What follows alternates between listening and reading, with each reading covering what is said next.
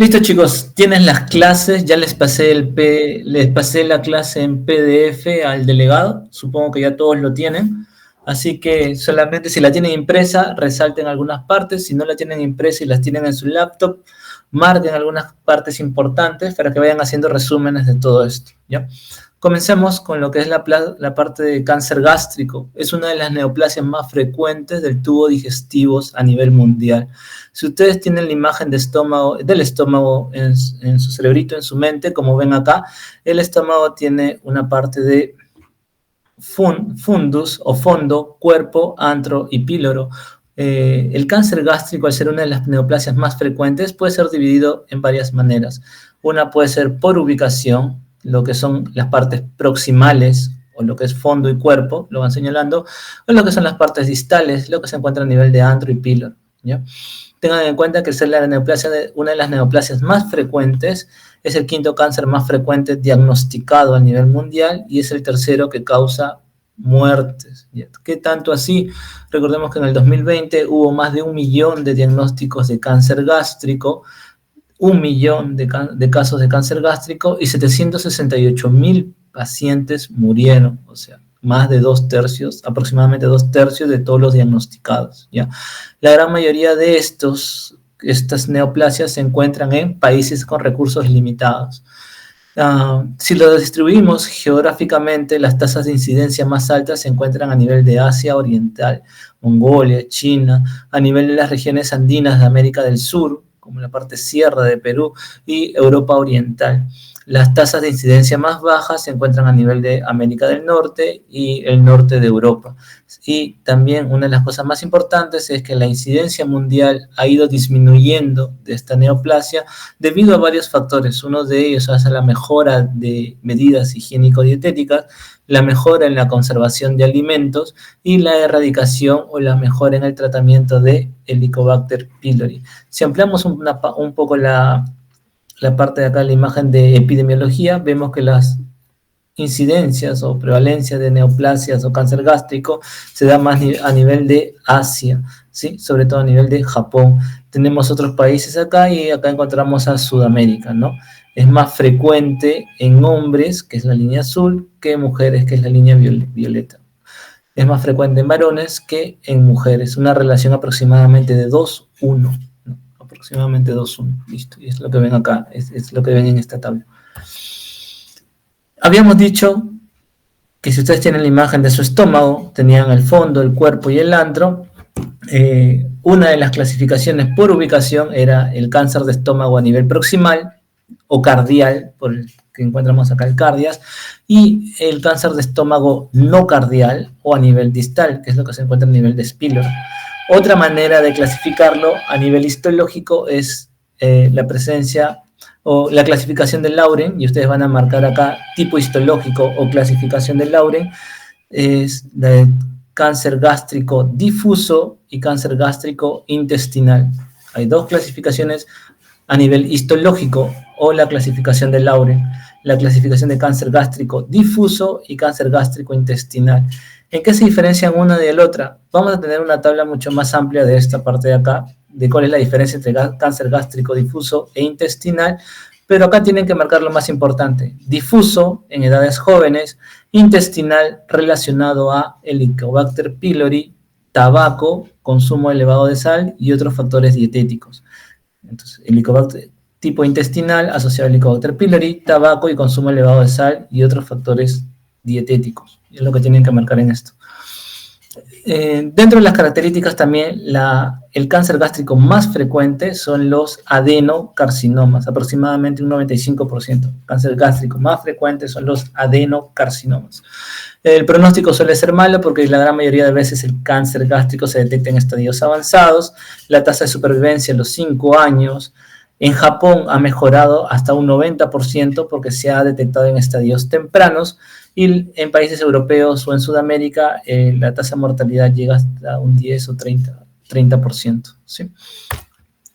Algunos factores de riesgo ambientales, genéticos y otros factores que pueden predisponer a tener cáncer gástrico. Dentro de los ambientales teníamos el Helicobacter pylori, muy asociado a adenocarcinoma, que habíamos dicho que es más distal, bajo consumo de frutas, exceso de consumo de sal, infecciones por Epstein-Barr también es catalogado como un factor de riesgo dentro de los cuadros infecciosos. Alimentos ricos en grasas, frituras, tabaco, ya, son uno de los factores ambientales asociados a cáncer gástrico. Alteraciones genéticas como historia familiar de familiares directos con cáncer gástrico, grupo sanguíneo A, mutaciones en los genes, sobre todo el de CDH1, mutaciones en genes supresores como el TP53 o el P53, el P73, el APC, son genes supresores de tumores que se encuentran alterados. Mutaciones de genes como el KRAS y el CEMET también. Y otros factores o algunos antecedentes importantes que me predisponen a tener cáncer gástrico son la enfermedad de Menetrier, las gastrectomías subtotales por alguna otra antecedentes como una úlcera péptica, una anemia perniciosa, la presencia de pólipos adenomatosos como en los pacientes con poliposis adenomatosa familiar, la exposición ocupacional como pacientes que se exponen al carbón, estaño, hierro, son factores que predisponen a que el paciente pueda tener cáncer gástrico. Muy bien, teniendo en cuenta la fisiopatología por una infección por Helicobacter pylori, si este Helicobacter pylori habíamos dicho que genera una inflamación crónica, ¿no? Una gastritis crónica activa. Y si ese Helicobacter pylori tuviera la toxina que se llama CAG, que es el CAG, su tipo A, que es el CAG-A, que es la que vemos acá, si ese Helicobacter pylori tuviera esta toxina se asocia a mayor virulencia, mayor proceso inflamatorio, alteración de la respuesta inmune o una respuesta inmune más exagerada, generando incremento del estrés oxidativo, generando la producción de citocinas persistentemente, favoreciendo errores en la proliferación celular, lo que es conocido como mutaciones, y estas mutaciones generan una metaplasia. Recordamos que la metaplasia es un cambio de un epitelio por otro, una metaplasia de un cambio de epitelio estomacal a un epitelio intestinal. Esta metaplasia progresa generando o siguiendo las alteraciones, apareciendo en el cuadro de displasia, y esto de acá ya es considerado una lesión premaligna. Y luego esto progresa hacia un cáncer gástrico. ¿Cuál era el más frecuente del cáncer gástrico?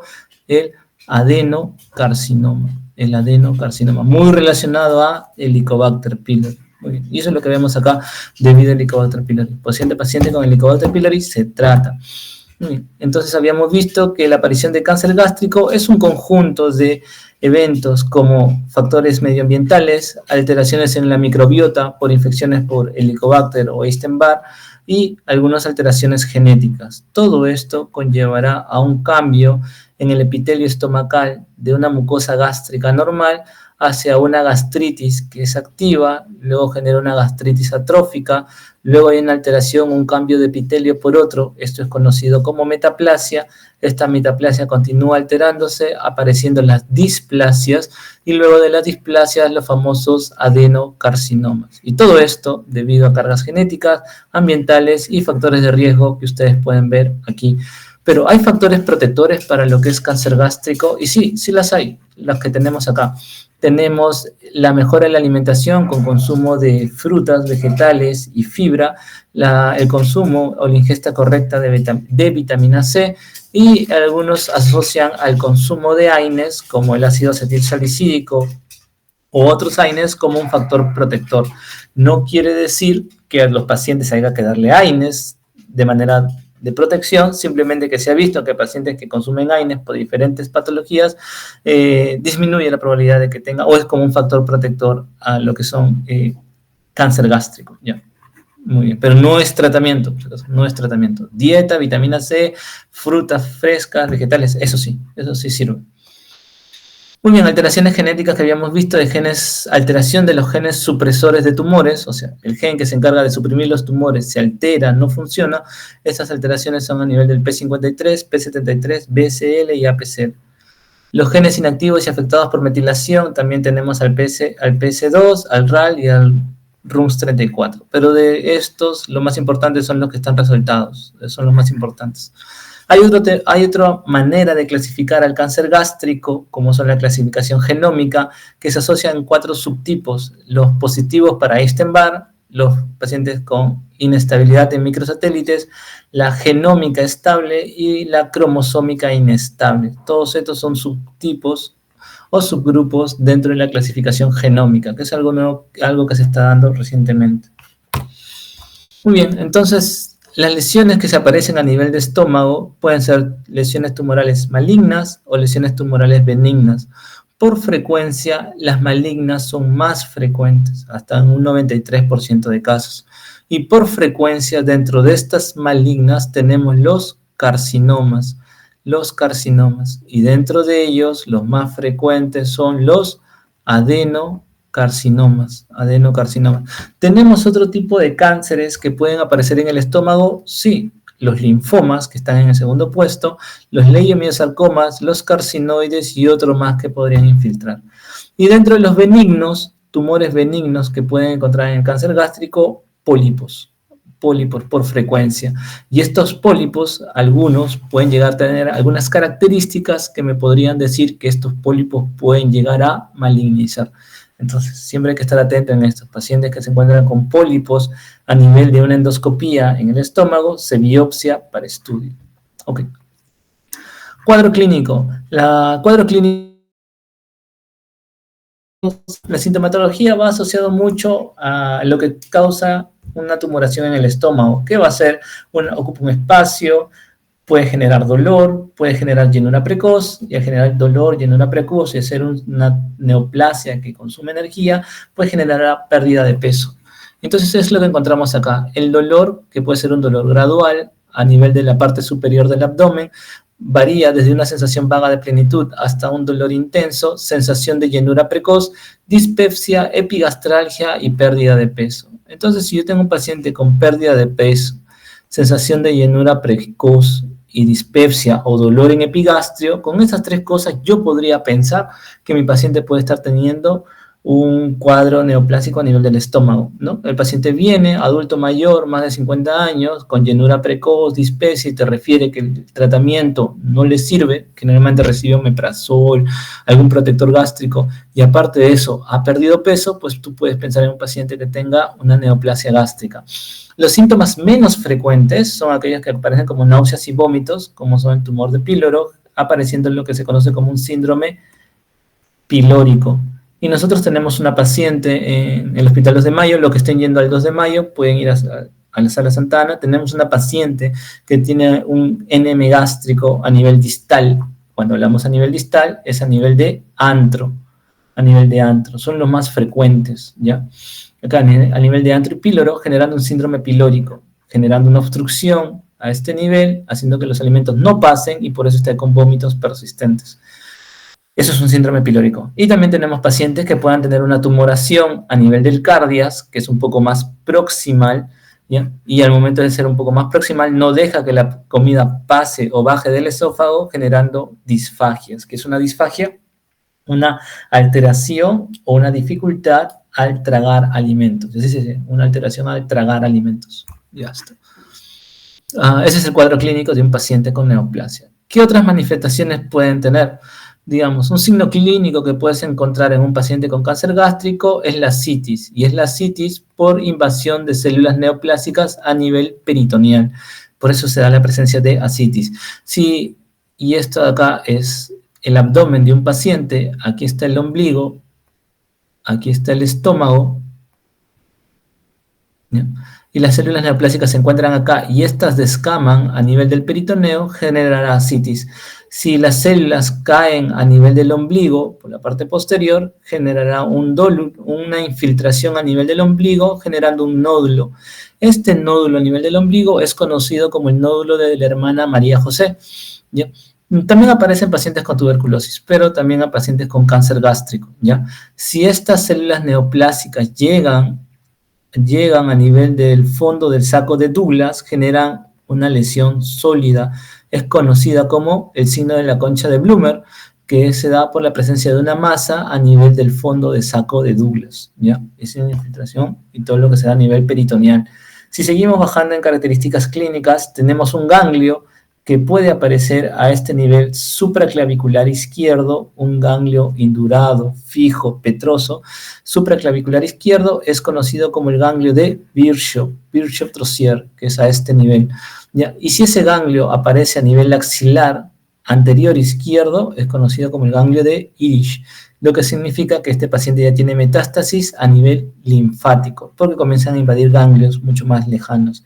Si las células neoplásicas invaden el ovario y solamente ahí se ve una tumoración a nivel de ovario, es conocido como una metástasis ovárica o llamado también tumor de Krukenberg o metástasis ovárica. Señalen, marquen, no se olviden. También hay algunas manifestaciones a nivel de metástasis de las venas, a nivel de metástasis venosa, pueden generar embolias, a nivel o síndromes paraneoplásicos. Habíamos dicho, como han visto en cáncer de pulmón, las manifestaciones paraneoplásicas son manifestaciones, signos o síntomas que no se asocian de manera directa al tumor, pero sí aparecen cuando hay este tipo de neoplasias, como son la acanthosis nigricans, la queratitis verrucosa y prurito. Esta queratitis verrucosa, que son lesiones hiperpigmentadas en el paciente, es conocido como el síndrome de Lesser-Trelat. La tromboflebitis, la coagulación intravascular diseminada, son manifestaciones paraneoplásicas. Muy bien. Entonces, para recordar algunas manifestaciones o presencia de signos de un paciente con cáncer de estómago, habíamos dicho que un ganglio a nivel supraclavicular izquierdo era conocido como el ganglio de Virchow, y una tumoración o un nódulo a nivel del ombligo era conocido como el nódulo de la hermana María José. Un ganglio a nivel axilar anterior izquierdo era conocido como el ganglio de Hirsch. Y lesiones, la queratosis a nivel de la dermis, de la epidermis, la queratosis a nivel de piel hiperpigmentadas que aparecen de un momento a otro y de manera exagerada en el paciente, es conocido como el síndrome de Lesser-Trelat, que es lo que vemos acá, ¿no? Queratitis verrucosa, hiperpigmentadas, conocidos como el síndrome de Lesser-Trelat. Listo. Algunas manifestaciones clínicas de un paciente. Ya viste cómo son los signos, síntomas, manifestaciones, signos. Y para hacer el diagnóstico, obviamente es un diagnóstico endoscópico, lo hacemos mediante una endoscopía, y esta endoscopía nos habla de una lesión, y para ver la extensión de la lesión, para ver qué tanto puede comprometer la lesión que se encuentra a nivel de la mucosa, si puede invadir mucosa, submucosa, hacemos una endoscopía digestiva alta con ecografía, o conocido como una ecoendoscopía, lo que me dirá o me podrá permitir la estadificación del cáncer. Si se encuentra solamente en la mucosa o en la submucosa, solamente en la mucosa, en la mucosa o en la submucosa, eso es conocido como un cáncer gástrico temprano, o también conocido como early cancer o cáncer gástrico temprano. ¿Ya? Y gracias a la clasificación de París, me permite poder clasificarlo en estadios 1, 2A, 2B, 2C y estadios 3. Y la característica de esto, y ustedes lo van a notar acá, es que compromete solamente mucosa o mucosa y submucosa, nada más. Compromete mucosa o submucosa. ¿Ya? La sobrevida de este tipo de pacientes detectados en estadios tempranos es de 80 a 100% aproximadamente, entre 80 a 100% aproximadamente a los 5 años. ¿Ya? Y al ser de estadios tempranos, su sintomatología es muy inespecífica. Es más, muchos de ellos tienden a ser asintomáticos. Tienen una sintomatología muy inespecífica o pueden ser asintomáticos. Y mientras más temprano o estadios más tempranos, pues mucho mejor. Y recuerden que habíamos dicho que parte del diagnóstico era con una endoscopía digestiva alta más una ecografía. Si yo detecto un paciente en esta fase o en estadios tempranos, de tipo 1, tipo 2A, al momento de hacer la endoscopía, lo que yo puedo hacer, aparte eso es un procedimiento diagnóstico puedo hacer un procedimiento terapéutico, porque mediante el endoscopio y mediante una corte o una disección de la lesión, yo puedo extirpar parte de la lesión, yo puedo extirpar toda la lesión del área de la mucosa, o que se encuentra a nivel de mucosa, submucosa, puedo extirpar toda la lesión, y entonces hago una endoscopía, ya no solo diagnóstica, sino una endoscopía curativa, ¿no? Como parte del tratamiento, pero en pacientes con estadios tempranos. Muy bien, vayamos un poco más allá. Digamos que nuestro paciente viene en estadios un poco más avanzados. Es conocido como el cáncer gástrico en sí o cáncer gástrico avanzado. Y acá tenemos la clasificación de Borman. La clasificación de Borman. Arriba teníamos París y acá tenemos la clasificación de Borman. Entonces, ¿dónde se usa la clasificación de Borman?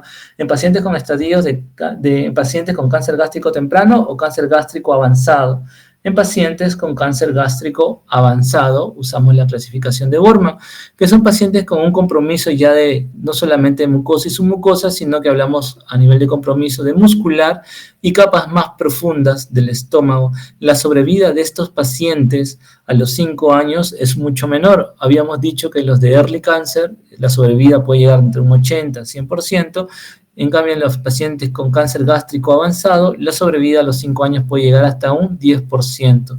Y al ser estadios ya avanzados, estos pacientes ya son sintomáticos.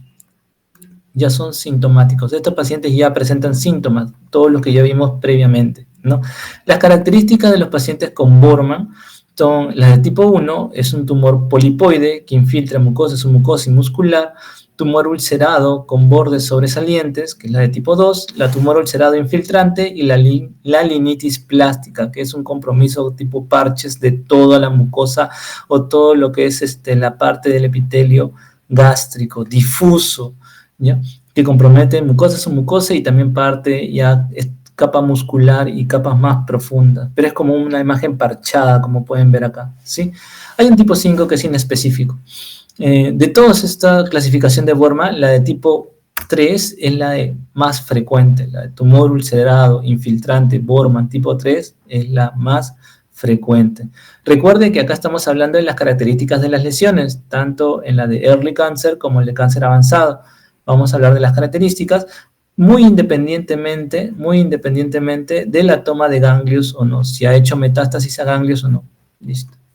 Acá hablamos de las profundidades de las mucosas, de qué tan profundo avanza.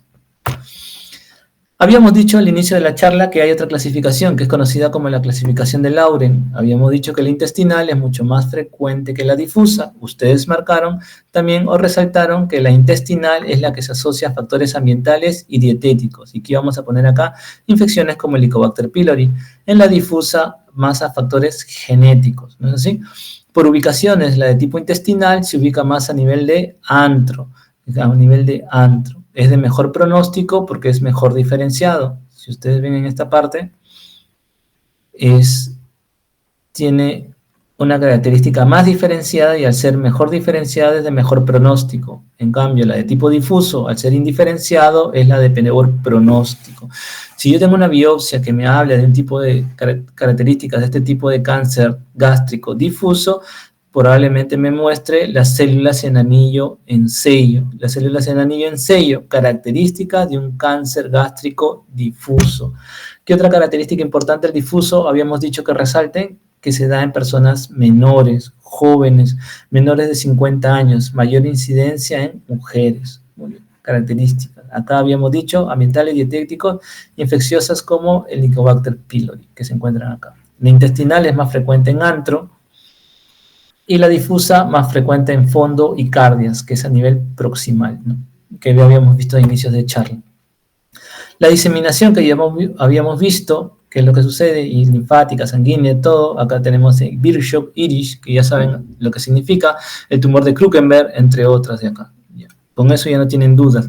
El diagnóstico y estadiaje, la clínica del paciente que ya habíamos visto, el examen físico que realizamos, dentro de los paraclínicos que vamos a tomar, los marcadores tumorales que solicitamos en un paciente con sospecha de cáncer gástrico es el CA19-9, el CA50 y otros marcadores que podemos ver acá. Dentro de la parte imagenológica o procedimental, la El procedimiento indicado, gold estándar, es la endoscopía. Y si teníamos la lesión y queríamos ver el compromiso de las mucosas o de las capas de la lesión, tenemos la ecografía endoscópica, es lo ideal. Listo. Para ver el compromiso de las capas, en esta lesión neoplásica. Ahora, para ver el estadiaje o ver si la tumoración ya ha infiltrado a otros órganos, tenemos la tomografía computarizada con contraste. Ya está. Y la resonancia magnética, que no se usa tan frecuentemente. Muy bien. Y de acuerdo a eso, de acuerdo a las imágenes, a la endoscopía, a la tomografía y todo eso, lo que yo puedo clasificar es mi clasificación TNM, que ustedes ya conocen porque lo han visto en cáncer de pulmón. TNM. ¿Y en qué se basa la clasificación TNM? La T viene del tumor primario, tomando en cuenta el grado de penetrancia que tanto invade el tumor. La N es para ver si invade o no invade ganglios, y la M es para ver si hace o no ha hecho metástasis, siendo M0 no metástasis y M1 la presencia de metástasis. ¿Por qué me sirve eso? Porque en base a eso yo puedo dar mi estadiaje. El TNM me sirve para ver estadios del cáncer gástrico. Los estadios desde 1 hasta 2B tienen mejor pronóstico que los estadios 3 a 4. Y el de peor pronóstico es el estadio 4. ¿Y qué necesito para que un cáncer gástrico sea estadio 4? Solamente que haya hecho metástasis. Basta que el cáncer gástrico haya hecho metástasis. La supervivencia observada a los 5 años es aproximadamente del 4%. ¿Ya? Si mi paciente se diagnosticado en estadios tempranos, 1A, 1B, 2A, 2B, la prevalencia es más del 50%. Miren, la prevalencia en un paciente en etapas 1A es del 71%. Y si lo encuentra en estadios o etapas 1B es del 57%. Entonces, mientras más temprano lo detecte, mejor. ¿Ya? Mientras más un estadio más avanzado, menor sobrevida del paciente. Otra cosa que deben saber es el compromiso ganglionar. Como pueden ver acá, el drenaje linfático, ¿se ve la manito? Ah, sí, se ve la manito, listo. El drenaje linfático me permite ver los estadios ganglionares o los grupos ganglionares que se encuentran a nivel de todo lo que es la parte gástrica, la parte del estómago. Y esto me sirve como barreras o estaciones. Las barreras me permiten ver las células neoplásicas hacia dónde podrían migrar. Tenemos la barrera número 1 o N1, corresponde a los ganglios perigástricos, aquellos ganglios que se encuentran a nivel cardial derecho, cardial izquierdo, curvatura menor, curvatura mayor, supra e infrapilóricos, grupos 5 y 6, suprapilóricos, infrapilóricos. Y las barreras, la barrera número 2 o estación 2 o N2 corresponde a los grupos 7 y 11, la arteria coronaria estomáquica o gástrica izquierda, la arteria hepática, el tronco celíaco, hilo esplénico, arteria esplénica, ¿no? Y es importante que lo sepan, pues sí, porque alguna vez ha sido pregunta de examen en la residencia y pregunta de examen en el ENAM. Y podría ser pregunta de examen para este examen. Así que no hay problema. Es importante que lo sepan. Y la barrera 3 o N3 no se ha visto mayor beneficio al momento de ser extraídos. O sea que esto de acá, generalmente cuando operan un cáncer gástrico, hacen una gastrectomía, que es la extracción del estómago, que puede ser total o parcial, pero con extirpación de ganglios. Y la extirpación de ganglios se hace desde N1 hasta N2. Esa gastrectomía con extirpación de ganglios es conocida como operación T2, que es la gastrectomía más extirpación de ganglios, que toma en cuenta los N1 y N2. N1 y N2. Por eso es importante ver los grupos ganglionares a qué pertenecen, a cuáles pertenecen. ¿Qué grupo ganglionar es el grupo ganglionar número 8? Pertenece a la arteria hepática. ¿Qué grupo ganglionar pertenece? El grupo 1 a nivel cardial derecho, el grupo 2 a nivel cardial izquierdo. Y es sencillo acordarse. Los primeros 6 son del N1 y los del 7 al 11 son los del N2. Muy bien. Esto ya lo vimos, ya está. Entonces, ¿qué imágenes puedo tomar en cuenta? ¿Qué imágenes puedo tomar en cuenta o solicito para un paciente que tiene un cáncer gástrico? Habíamos dicho que teníamos la ecoendoscopía. Una vez que tengo el diagnóstico de cáncer, tengo que ver lesiones metastásicas o alguna otra característica. Esto de acá es una radiografía con esófago varitado, donde puedo ver las características del vario y una imagen de sustracción a este nivel, ¿no? Que esto de acá es una tumoración que tiene zonas infiltrativas que permite el pase de imágenes de contraste a este nivel. Esto de acá es una tumoración que tiene zonas infiltrativas que hace que pase el contraste. Eso me hace pensar en una imagen o un cáncer gástrico. Esto de acá es la curvatura menor. ¿Qué más? Acá podemos apreciar lo que es el engrosamiento de lo que es la mucosa gástrica. Aquí también el engrosamiento de la mucosa gástrica, ¿ya? Aquí es una endoscopía donde se ve una lesión al fondo y acá tenemos una endoscopía donde te ven una lesión tipo coliflor, ¿no? Estos de acá son tomografías, una radiografía varitada y endoscopías que me permiten el diagnóstico de cáncer gástrico, ¿no? Este de acá es un cáncer gástrico ulcerado, Muy bien. Entonces, dentro de las etapas del cáncer gástrico habíamos visto que hay una etapa 0, o es la etapa donde se va, o etapas iniciales, donde la lesión se encuentra a nivel de la mucosa. Esto era conocido como un early cancer o cáncer temprano, clasificación de París. Diagnóstico, ecoendoscopía. Tratamiento, ecoendoscopía, porque mediante la ecoendoscopía yo veo el esófago, veo el compromiso, qué tanto me comprometen las capas, y si veo que es un early cancer, mediante la ecoendoscopía hago la disección y extraigo todo el tumor y hago tratamiento diagnóstico y tratamiento curativo. Listo. Si el early cancer está muy avanzado y compromete mucosa y submucosa, estos pacientes pueden ser tributarios a la extirpación de ganglios linfáticos. Habíamos dicho hasta estaciones D2, ya saben lo que es un D2, para evitar las remisiones, porque recuerden que en los ganglios, cuando en los ganglios aparecen células neoplásicas, si yo extirpo solamente esta parte de la mucosa y dejo los ganglios, en los ganglios hay células neoplásicas, estas pueden volver a salir y pueden volver a proliferar y el cáncer puede regresar.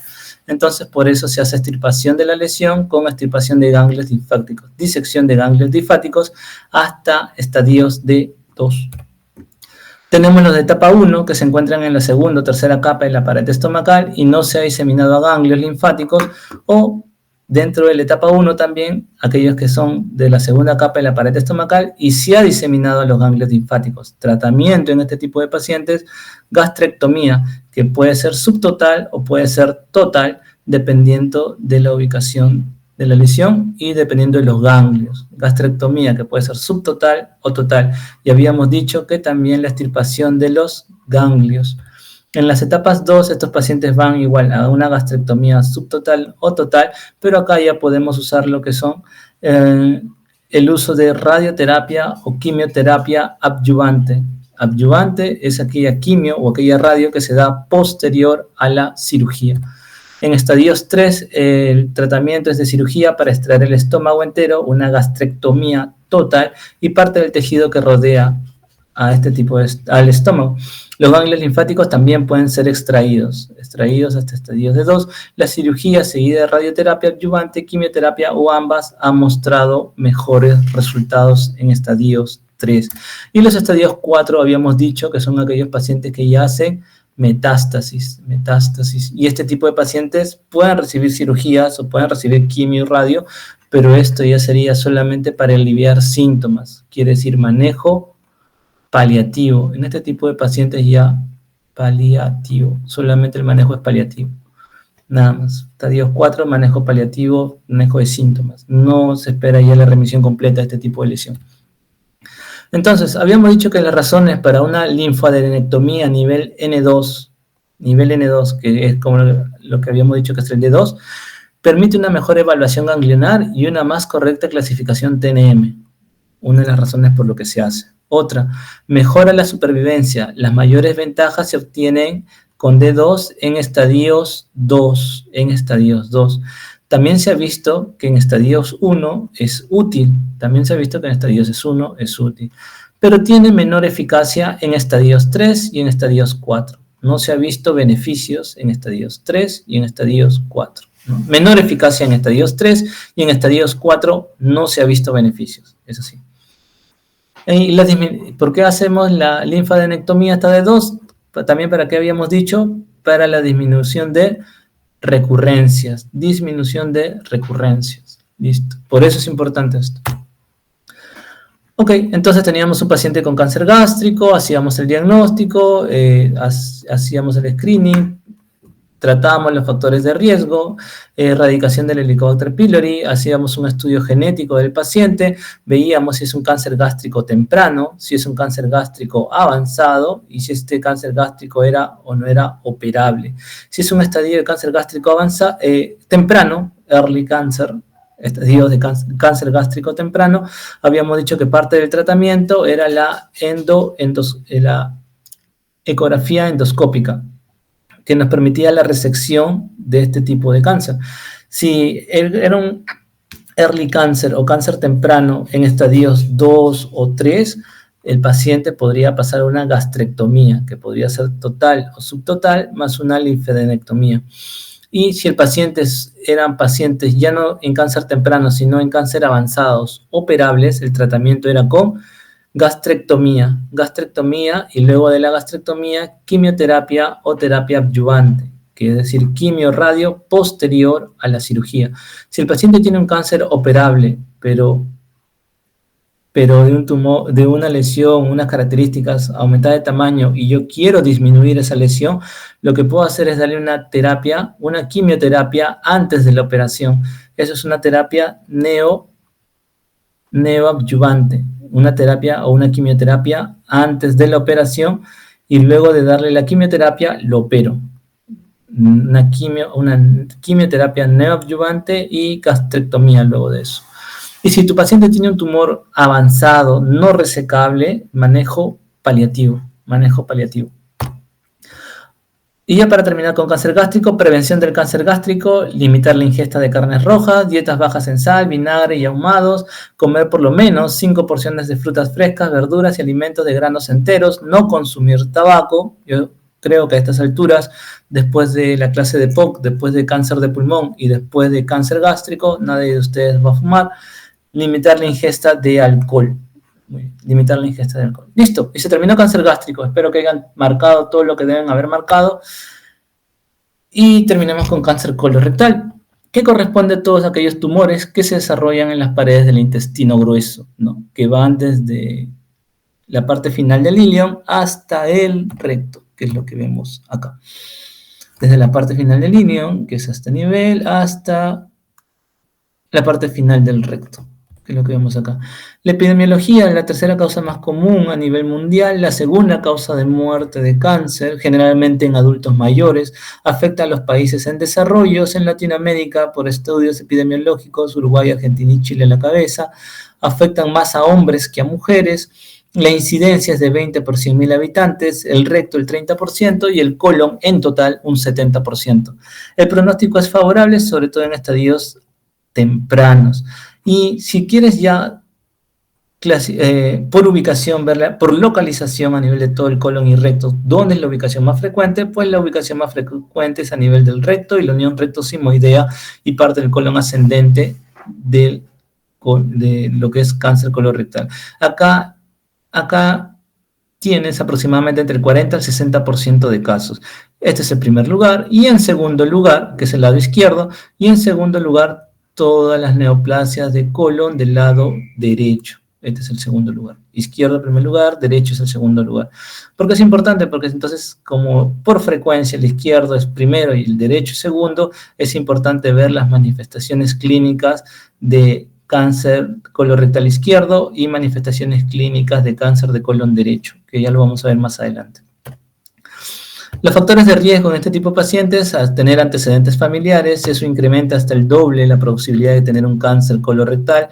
El cáncer puede ser hereditario, ser pacientes mayores de 50 años, tener un antecedente de enfermedad inflamatoria intestinal o enfermedad de Crohn, historia de adenomas colorectales o un paciente que tenga antecedentes de pólipos colorectal, cáncer de ovario, endometrio y mama, en el caso de mujeres, también hacen un factor de riesgo para cáncer de colon. El sobrepeso, la obesidad, el consumo de tabaco, dieta rica en grasas, frituras, colesterol, alimentos ahumados, consumo de alcohol, muy parecido a cáncer gástrico, también es un factor de riesgo para cáncer de colon.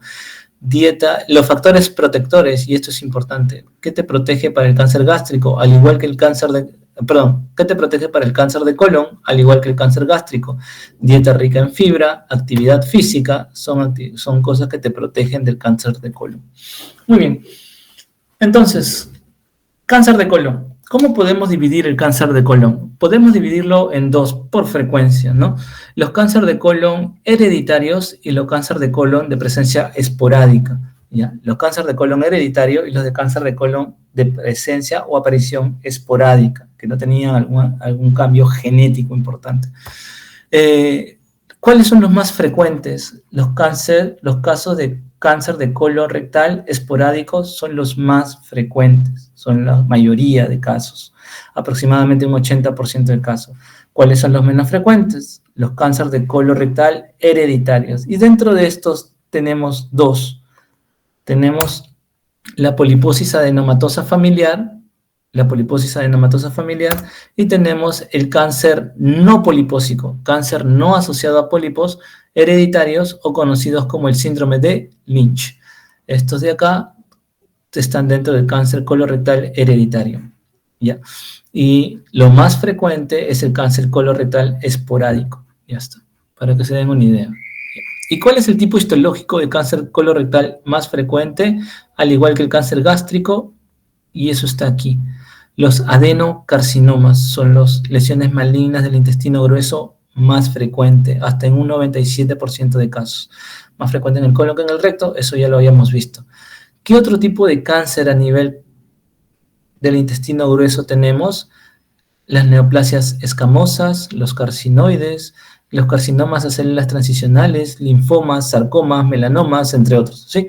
Pero el más frecuente de todos es el adenocarcinoma. Muy bien. Entonces, para hacer un paréntesis dentro del cáncer de el cáncer colorectal hereditario, habíamos dicho que habían dos, la poliposis adenomatosa familiar y el síndrome de Lynch, que es el cáncer de colon no asociado a pólipos, ¿sí? Dentro de la poliposis adenomatosa familiar, lo más importante es que se aprendan esto, que debe tener mayor de 100 pólipos, más de 100 pólipos a nivel de toda la estructura, de todo lo que es a nivel de colon, para ser considerado una poliposis adenomatosa familiar. El gen que se afecta en la poliposis adenomatosa familiar es el APC. El gen más frecuente que se afecta en el síndrome de Lynch es el MCH2 y el MCH6. Lo marca, MCH2, MCH6, síndrome de Lynch. Listo. Muy bien, sigamos. Ya. ¿Sí se ven, no, chicos? Creo que se borró por un momento.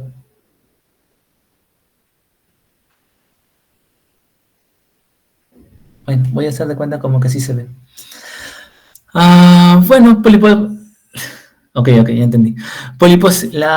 Otra cosa para tener en cuenta, habíamos dicho esta parte de acá, es que existe una poliposis adenomatosa familiar atenuada, y esto quiere decir lesiones o pólipos que aparecen. Habíamos dicho que para que ser considerada una poliposis adenomatosa familiar deben tener más de 100 pólipos, pero existe una condición que se llama atenuada, donde la presencia de pólipos abarca entre 10 a 100 pólipos.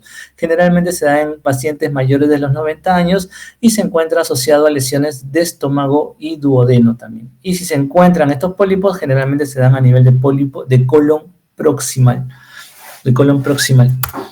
Muy bien, factores de riesgo, habíamos dicho, alcohol, tabaco, carnes rojas, dieta, todo lo demás. Tabaco, no fumen, chicos, no fumen. Y bueno, carnes rojas, disminuyan el consumo de carnes rojas, más frutas y vegetales.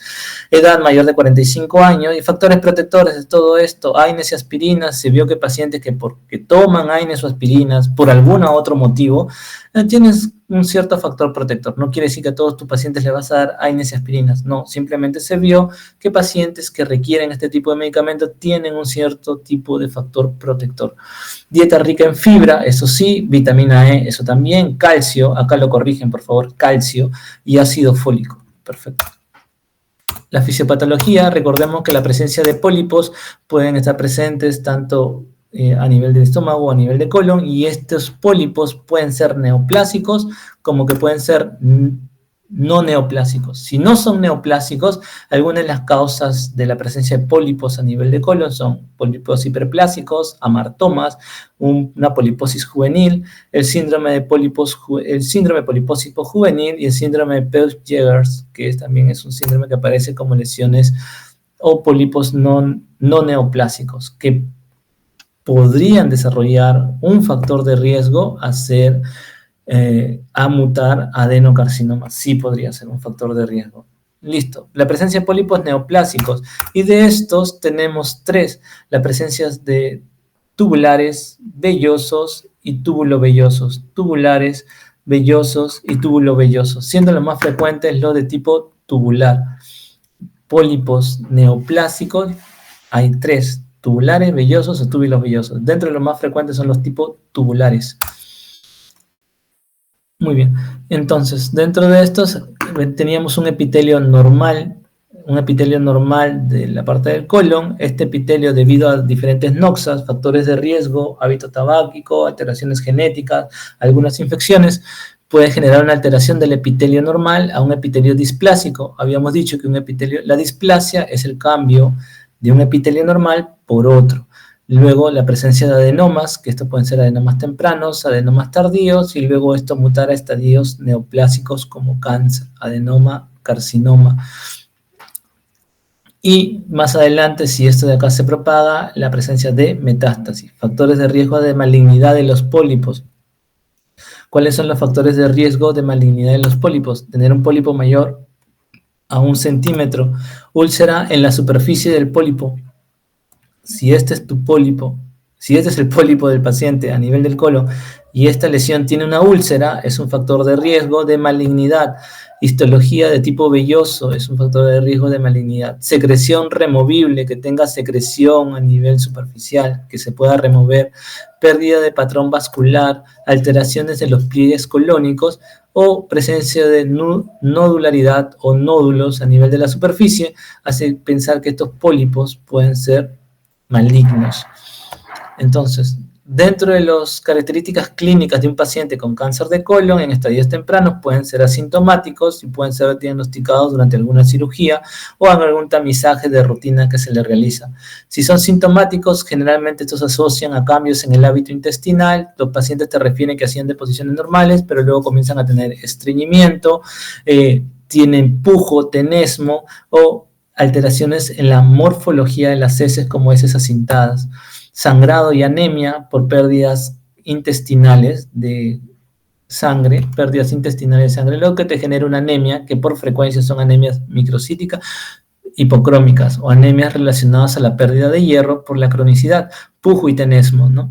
Alteraciones o complicaciones de cáncer colorectal que te podrían hacer llevar a tu paciente a emergencia. Obstrucción intestinal, ya sabemos por qué, porque hay una disminución de la luz o la perforación de la parte de la mucosa del intestino grueso, que es lo que se refiere a una perforación por cáncer.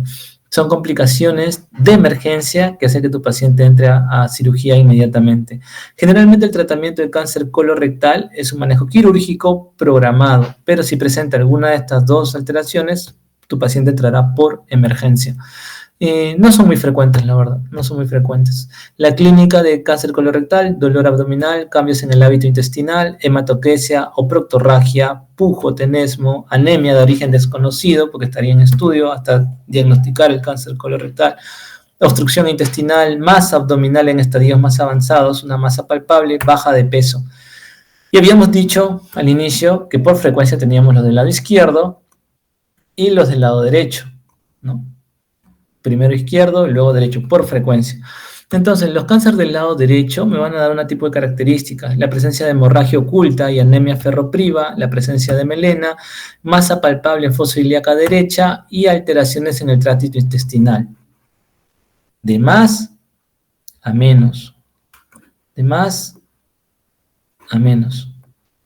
Lo más frecuente es esto, las anemias en el cáncer de colon derecho. Lo más frecuente es las anemias, melena, masa palpable en fosa ilíaca y alteración del tracto intestinal. En el lado izquierdo, alteración del tracto intestinal, obstrucciones intestinales, heces acintadas, hematoquesis, proctorragia y dolor abdominal. Recuerden acá que en el lado izquierdo, al estar tan cerca al recto, la hematoquesia o proctorragia es sangre viva, sangre roja, rutilante, sangre viva. A diferencia del colon derecho, que al estar más distal, al estar más alejado del recto, acá lo que encontramos es melena. ¿Ya? Izquierdo, hematoquesis y proctorragia. A ver, ¿qué más? El cuadro de metástasis. ¿El cáncer de colon puede hacer metástasis? Sí, y por frecuencia, los lugares más frecuentes de hacer metástasis es hígado y ganglios linfáticos abdominales. Son los lugares más frecuentes de hacer metástasis. Luego seguido por pulmón. Ahora, ¿qué manifestaciones clínicas podrían dar un paciente que hace metástasis ahí? Hígado, ictericia, a pulmón, disnea, a peritoneo, ascitis, a hueso, dolor o fracturas patológicas y al cerebro, alteraciones neurológicas o alteraciones del sensorio, convulsiones, cosas así. Si la presencia de la tumoración está en el recto, la clínica puede ser tenesmo, pujo, dolor rectal, heces acintadas, proctorragia, tumor palpable al tacto rectal, ¿no? Si es que se encuentra en el recto. El tamizaje en este tipo de pacientes, en la población general, tiene un riesgo aproximado de un 5% de hacer cáncer colorectal. Si tiene un antecedente familiar de cáncer colorectal, es de 2 a 3 veces el riesgo. Si tiene un antecedente familiar de cáncer colorectal antes de los 50 años, la probabilidad de que tenga el riesgo aumenta de 3 a 4 veces. Y si tiene una enfermedad inflamatoria intestinal diagnosticado, por ejemplo, a los 30 años, su probabilidad aumenta de 7 a 10% más luego de los 20 años de diagnosticado. Si se le diagnostica a los 30, 20 años después, a los 50 años, la probabilidad es de 7 a 10% veces más de que haga un cáncer colorectal. La poliposis adenomatosa familiar, habíamos dicho, poliposis adenomatosa familiar, característica de los cánceres hereditarios, el 100% de ellos harán un cáncer colorectal. Bastante. Tamizaje. ¿Cómo hago yo el tamizaje de un paciente con sospecha o a qué pacientes le haría yo tamizaje? A pacientes que tengan mayor de 50 años, pacientes con antecedentes de cáncer colorectal, pacientes que tengan factores de riesgo, le hago un tamizaje para ver este cáncer colorectal. ¿Y cuál era lo común en ambos tipos de neoplasia colorectal, izquierda o derecha? Sangrado. Uno me hace melena, otro me hace hematoquesia, pero el sangrado. Entonces, un diagnóstico de tamizaje rápido, efectivo y cómodo es el test de la hemorragia oculta, o conocido como el test de Thevenot. El test de Thevenot en heces, o ahora ya mucho el test inmunohistoquímico fecal, que ahora es una prueba inmunohistoquímica, ya no necesita preparación y solamente necesitas una muestra de heces del paciente, te dice si hay pérdidas gastrointestinales. Si sale positivo, el paciente podría pasar una colonoscopía. La colonoscopía es el gold estándar para el diagnóstico de cáncer colorectal. Tenemos también el enema varitado y las recomendaciones del test es realizar a todo adulto mayor de 50 años y que no tenga síntomas, porque si tiene síntomas, el paciente ya iría a una colonoscopía. Pero si no tiene síntomas y lo quiere usar como tamizaje, podemos usar el test de hemorragia oculta o el Thevenot, ¿no? El examen de laboratorio que usamos, el hemograma para ver anemia, deshidrogenasa láctica, lisis celular, perfil hepático para ver alteraciones a nivel del hígado. El antígeno carcino embrionario es una prueba o un marcador tumoral que me sirve de diagnóstico, como de tratamiento y como de pronóstico, ¿ya? El CEA me sirve para diagnóstico, pero aunque el diagnóstico lo doy con la colonoscopía, pero me sirve también para ver pronóstico. El CEA me sirve para ver pronóstico y me sirve para ver seguimiento. El CEA en cáncer de colon me sirve para ver pronóstico y para ver seguimiento del paciente. No se olviden, lo anotan. Imagenología. Sí. Imagenología, la colonoscopía habíamos dicho que es lo ideal, colonoscopía virtual, el enema varietado, la tomografía de abdomen y pelvis con contraste, esto ya sería también para ver estadiaje, la ecografía abdominal para ver hígado, la TAC de tórax para ver estadiaje y la resonancia de pelvis para ver compromiso óseo, y la endosonografía anorrectal también. Muy bien, dentro de la colonoscopía habíamos dicho que son los diagnósticos de elección, me permite ver las imágenes directo, me permiten tomar biopsias. También existe otra prueba que es la cápsula endoscópica, que consiste en la ingesta de una cápsula con una cámara que va tomando fotos de todo el tracto gastrointestinal. Es aprobada por la FDA y tiene una sensibilidad del 96%, pero su especificidad es muy baja, del 46%. Los métodos radiográficos como el enema varitado me permite ver todo el tracto colónico con el tema de bario, me permite detectar pólipos y algunas imágenes de sustracción, como podemos ver acá. La manito, ahí está la manito. Como podemos ver acá, imágenes de sustracción en la parte de abajo, que es como llamaban anteriormente, como una manzana mordida, ¿no? Que es como podemos ver acá. Imágenes de sustracción que me permiten ver o sugerir una neoplasia a nivel de colon. Igual todo paciente con una alteración en esta imagen pasaría a una colonoscopia. O sea, al final todos terminan en colonoscopia. Muy bien. Entonces, para pensar en lesiones preneoplásicas, tengo que todo pólipo neoplásico va a partir de una displasia, ¿no? Como habíamos visto, displasias que pueden ser de alto grado y de bajo grado, ¿ya? Pero estas displasias provienen de adenomas o pólipos que tienen aproximadamente o son mayores de 1 a 2 centímetros, que con el paso del tiempo generarán una displasia y la displasia de alto grado generará un cáncer colorectal. Decimos que la displasia de bajo grado progresa a displasia de alto grado o carcinoma en 30 a 50% de casos dentro de los 5 años y más del 90% a los 10 años. ¿Qué quiere decir? Que al final un paciente con una displasia de bajo grado progresará a un cáncer colorectal hasta en un 90% de veces a los 10 años. ¿Sí? A la larga, una displasia de bajo grado puede progresar a un cáncer colorectal en aproximadamente 10 años en el 90% de los casos. La estadificación se hace igual que el TNM, T para ver el tumor, L para ver compromiso ganglionar y la M de metástasis, siendo la M1, toda M1, al igual que en cáncer de estómago, me da un estadio 4. Peor pronóstico. M1, estadio 4, peor pronóstico. De T1 y N, lo que me van a dar los estadios, desde estadios 0 hasta estadios 1, 2A, 2B, 3A, 3B, 3C.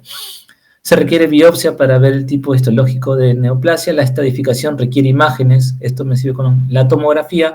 Se completa con la cirugía y se requiere por lo mínimo la extirpación de 12 ganglios o 12 linfonodos para ver el tema de los N. Los estadios van desde el TNM. Una vez realizado el TNM me permite estadificar a mi paciente. ¿Por qué es importante? Porque los estadios más tempranos, desde 1 hasta 2B, tienen mejor sobrevida que los estadios 3 a 4, siendo 4 la presencia de metástasis y siendo la presencia de 3, estadios 3 con compromiso ganglionar. ¿Ven? Los estadios 0 a 2B no tienen compromiso ganglionar, pero los estadios 3 a 4 ya tienen compromiso ganglionar y el 4 tiene metástasis. ¿Sí? A mayor estadio, mayor mortalidad. Estadios más tempranos, mejor sobrevida. Esta es la clasificación TNM, pero también existe otra clasificación, que es la clasificación de Dukes. La clasificación de Dukes toma en cuenta algunas consideraciones del TNM, pero lo dan en grados, es desde el grado A hasta el grado D. ¿Y por qué es importante la clasificación de Dukes? Porque de acuerdo a eso también puedes plantear tratamiento. Por ejemplo, los estadios de A a B2 son pacientes que tienen tumor a nivel de la mucosa, submucosa, pero no comprometen ganglios, y este tratamiento en estadios A y B2 de Dukes solo tienen tratamiento quirúrgico.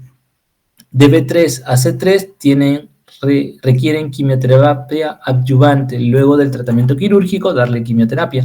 Y los estadios D D, que es igual a estadio 4 porque tiene metástasis, no es operable y solamente se da quimioterapia paliativa nada más. Esa es la relación entre Dukes y la clasificación TNM. Y acá los tenemos juntos. Clasificación 4 es igual a D, de 0 a 1 es estadio A, de 2 a 3, de 2 es el estadio B y el 3 es estadio C. Y acá vemos el porqué. Muy bien. El estadiaje y el pronóstico. El principal factor pronóstico es el estadio de la enfermedad. Habíamos dicho que mientras estadios más tempranos, mejor sobrevida. ¿Ya? ¿Y por qué es importante? Porque la supervivencia a los 5 años en pacientes con estadio 1 y estadio 2 llegan desde el 70 al 90%. Quiere decir que estos pacientes desde 1 o 0 hasta 2 tienen aproximadamente en promedio 90% de probabilidad de que sobrevivan a los 5 años. 90% de probabilidad de que sobrevivan a los 5 años. Eso es importante. ¿Ya? A mayor estadio, mayor mortalidad. Tanto es así que los pacientes con estadio 4 a los 5 años, la supervivencia es menos del 10%, es un montón. ¿Ya? ¿Cuáles son los factores pronósticos? Los factores pronósticos, número de ganglios linfáticos, a mayores ganglios, peor pronóstico. Habíamos dicho que el CA me sirve no solamente de seguimiento, sino de pronóstico. Un CA preoperatorio elevado es un factor de mal pronóstico. La presencia de tumoraciones, obstrucción, mal pronóstico. Infiltración vascular, mal pronóstico. Tumores pobremente diferenciados, mal pronóstico. Todos estos son mal pronóstico. Apréndanselo. Supervivencia a los 5 años, estadios de 1 y 2, mejor pronóstico. Tratamiento, el objetivo, resección del tumor primario, márgenes proximales y distales adecuados, en colon aproximadamente 5 centímetros y en rectos 1. En casos de invasión de órganos adyacentes se realiza la ectomía en bloque. Ectomía en bloque, ¿qué quiere decir esto? Cuando los órganos, si tengo un cáncer a este nivel y este cáncer está tocando útero, la resección en bloques quiere decir que sale colon y sale útero. Si me está tocando un ovario, sale colon, sale ovario, sale útero. Si me está tocando parte de la vejiga, pues sale colon, ovario y vejiga. ¿Se entiende? Eso es invasión de órganos adyacentes, se realiza la ectomía en bloque. Eso es una ectomía en bloque, la resección de la lesión de la parte del colon con los órganos adyacentes. Se ligan los vasos primarios en su origen. Tratamiento en cáncer de colon, 1 y 2, cirugía y quimioterapia adyuvante. Ya saben lo que es adyuvante. 3 y 4, en la 3 también puede ser cirugía y quimioterapia adyuvante, y en la 4 habíamos dicho, todo el manejo es paliativo. Tratamiento en el recto, cirugía, lo mismo, 1 y 2, cirugía y quimioterapia y radioterapia neoadyuvante. Antes de la cirugía darle tratamiento, y luego de la, antes de la cirugía darle tratamiento de quimio y radio, y luego de la quimio y radio aplicar cirugía.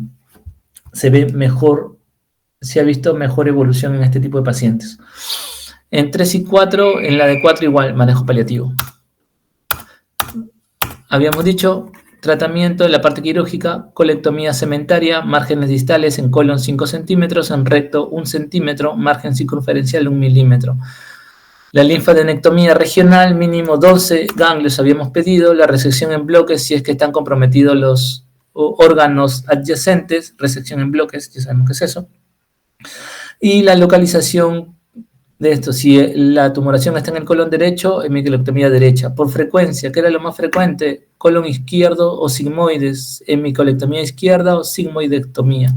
Y lo podemos ver acá. Si tengo una tumoración a nivel de colon derecho, hemicolectomía derecha. Si lo tengo a nivel izquierdo por frecuencia o en el sigmoide, hemicolectomía izquierda o colectomía izquierda. La resección de esta parte. La resección de esta parte de acá. Esta de acá es.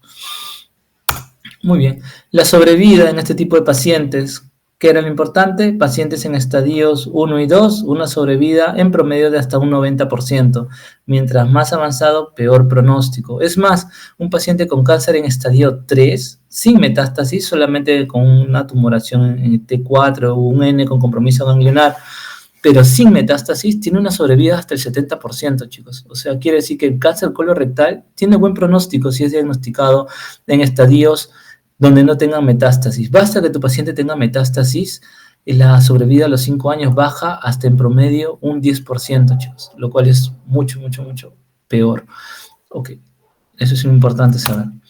Este es el cáncer de colon, los estadios, tratamientos, habíamos dicho que en estadios 1 y 2 generalmente es quirúrgico, en estadios 2 y parte del 3 es quimio, es cirugía y quimio, y en estadios 4 la cirugía no está indicada salvo de manejo paliativo y la quimioterapia igual.